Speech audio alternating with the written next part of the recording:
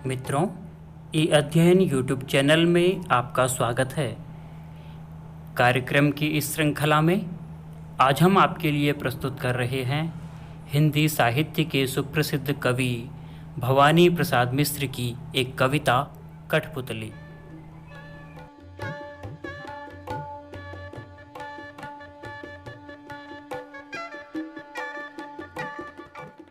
मित्रों, हिंदी भाषा के महान लेखक श्री भवानी प्रसाद मिश्र का जन्म 29 मार्च सन 1913 को मध्य प्रदेश के होशंगाबाद जिले के टिगरिया गांव में हुआ।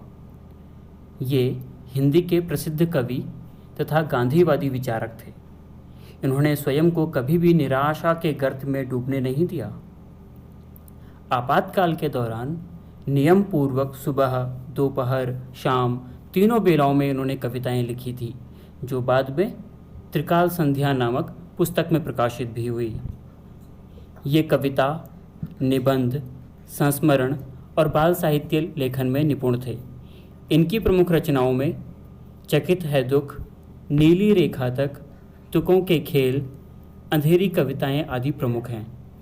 भवानी प्रसाद मिश्र को 1972 में उनकी कृति बुनी हुई रस्सी पर साहित्य अकादमी पुरस्कार मिला। 1981-82 में उत्तर प्रदेश हिंदी संस्थान का साहित्यकार सम्मान इन्हें प्राप्त हुआ तथा 1983 में मध्य प्रदेश शासन के शिखर सम्मान से इन्हें अलंकृत किया गया। जीवन की सांध्य वेला में वे एक विवाह समारोह में गए थे, वहीं अचानक बीमार हो गए और अपने सगे संबंधियों व परिवारजनों के बीच 20 फरवरी 1985 को अंतिम सांस ली। उन्होंने किसी को भी मरते समय भी कष्ट नहीं पहुंचाया। तो ये था भवानी प्रसाद मिश्र जी का संक्षिप्त जीवन परिचय।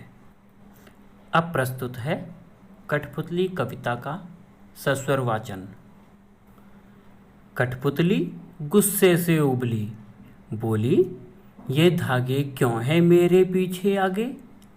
इन्हें तोड़ दो, मुझे मेरे पाँव पर छोड़ दो।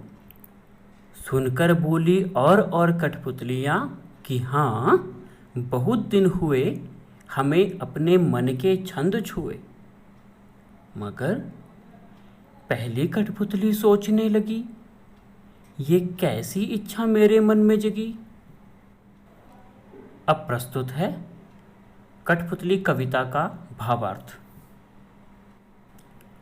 कठपुतली गुस्से से उबली, बोली, यह धागे क्यों हैं मेरे पीछे आगे? इन्हें तोड़ दो, मुझे मेरे पाँव पर छोड़ दो। इन 4 पंक्तियों में कवि भवानी प्रसाद मिश्र ने एक कठपुतली के मन के भावों को दर्शाया है। कठपुतली दूसरों के हाथों में बंद कर नाचने से परेशान हो गई है और अब वो सारे धागे तोड़कर स्वतंत्र होना चाहती है।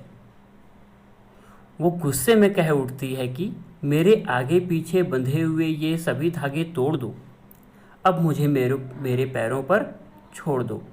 मुझे अब बंधन में नहीं रहना, मैं स्वतंत्र होना चाहती हूँ। आगे की पंक्तियाँ हैं, सुनकर बोली और कठपुतलियाँ कि हाँ, बहुत दिन हुए हमें अपने मन के छंद छुए। इन पंक्तियों में अन्य सभी कठपुतलियों के मन के भावों को दर्शाया गया है।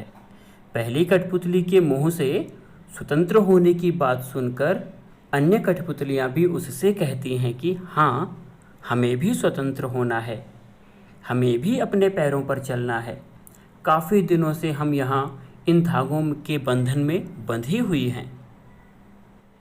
अंतिम 4 पंक्तियाँ हैं, मगर पहली कठपुतली सोचने लगी, ये कैसी इच्छा मेरे मन में जगी। कविता की इन अंतिम पंक्तियों में कवि ने पहली कठपुतली के मन के असमंजस भावों को दिखाया है। जब बाकी सभी कठपुतलियाँ पहली कठपुतली की स्वतंत्र होने की बात का समर्थन करती हैं, तो पहली कठपुतली सोच में पड़ जाती है कि क्या वह सच कह रही है, कि क्या वह सही कह रही है, क्या वो इन सबकी स्वतंत्रता की जिम्मेदारी अपने ऊपर ले सकती है। क्या उसकी इच्छा जायज़ है? ये अंतिम पंक्तियाँ उसके इन्हीं मनोभावों को समर्पित हैं। तो मित्रों, ये था कठपुतली कविता का सस्वर वाचन और भावार्थ। तो मिलते हैं कार्यक्रम की अग्रिम श्रृंखला में। तब तक के लिए नमस्कार।